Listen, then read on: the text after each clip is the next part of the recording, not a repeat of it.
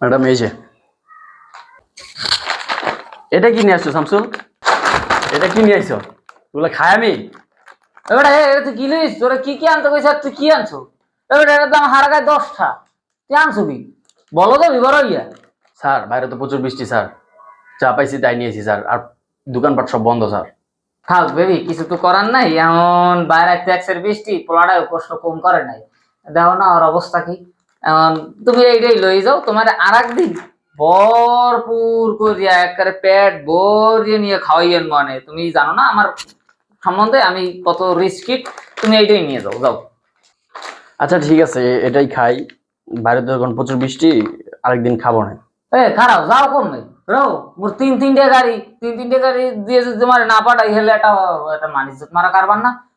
শামসু হন, ওই গাড়ি কোনটা আছে, দামি কোনটা আছে, এটা এটা ফোন করে ড্রাইভারের ফোন দিয়ে আইত কর।